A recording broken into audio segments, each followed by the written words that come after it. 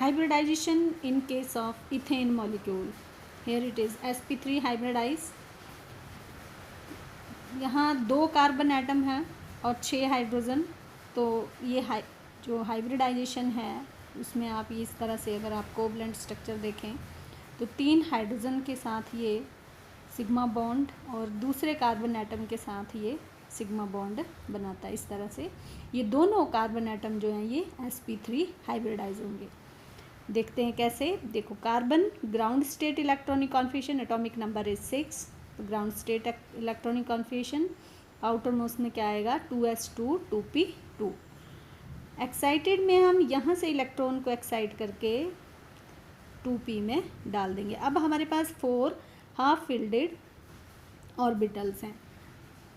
अब 3 जो हैं ये हाइड्रोजन के साथ एक एक इलेक्ट्रॉन हाइब्रिडाइज हो जाएगा, यानी हाइड्रोजन के पास भी एक इलेक्ट्रॉन है तो ये दोनों आपस में शेयर कर लेंगे इस तरह से। दूसरे कार्बन भी सेम, ये 3 हाइड्रोजन के साथ ये इलेक्ट्रॉन शेयर कर लेगा।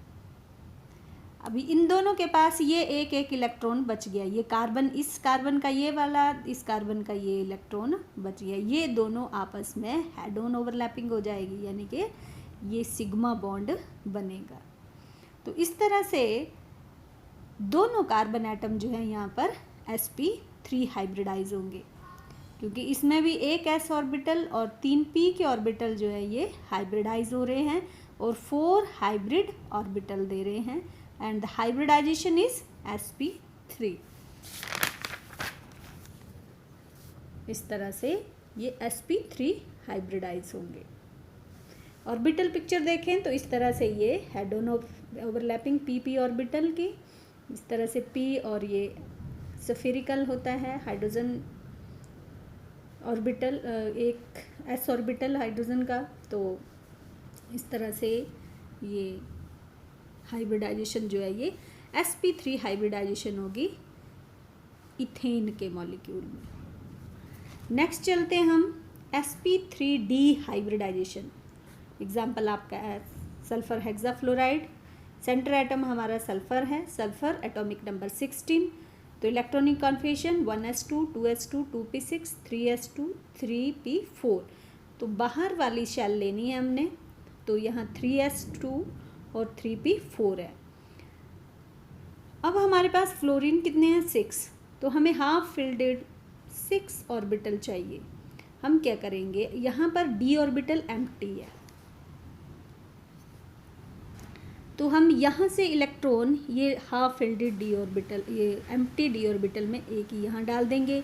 यहाँ से उठाया ये अगले वाले में इस तरह से डाल देंगे। अब 6 हाफ फिल्डेड ऑर्बिटल हो गया हमारे पास और 6 ही फ्लोरीन है। फ्लोरीन को एक इलेक्ट्रॉन कम होता है, ये अब इसके साथ इलेक्ट्रॉन शेयर कर लेगा। ये यहाँ इंटरमिक्सिंग ऑफ ऑर्बिटल्स हो जाएगी।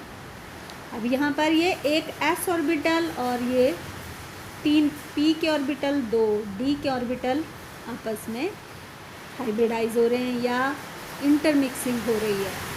तो हाइब्रिडाइजेशन क्या हुई, sp3d2 हाइब्रिडाइजेशन। इस तरह से इसकी शेप बनेगी, ये आपके एक्सियल पोजीशन पर और ये इक्वेटोरियल पोजीशन। ये जो एंगल बनता है ये 90 डिग्री का होगा हर एक एंगल, और ज्योमेट्री का नाम है ऑक्टाहेड्रल ज्योमेट्री। नेक्स्ट चलते हैं हम sp3d हाइब्रिडाइजेशन। एग्जाम्पल आपका phosphorus pentachloride. Phosphorus atomic number 15। Outer most shell में हमारे पास 3s2 3p3 आएगा। तो इस तरह से यहाँ पर ये 3s2, ये 3p3 और ये 3d यहाँ पर भी एम्प्टी है। एक्साइटेड स्टेट में हम क्या करेंगे, यहाँ से इलेक्ट्रॉन को लेंगे और हायर एनर्जी इनके 3d में डाल देंगे। अब हमारे पास 5 हाफ फिल्डेड d ऑर्बिटल आ गए और हमारे पास क्लोरीन भी कितनी है 5 है। क्लोरीन को एटॉमिक नंबर 17, एक इलेक्ट्रॉन कम होता है ऑक्टेट पूरा करने के लिए, यहाँ क्लोरीन का एक एटम के इलेक्ट्रॉन यहाँ पर ये इस फॉस्फोरस के साथ हाइब्रिडाइज हो जाएगा, यानी कि ये इंटरमिक्सिंग होगी, ये शेयर कर लेगा इस तरह से इलेक्ट्रॉन।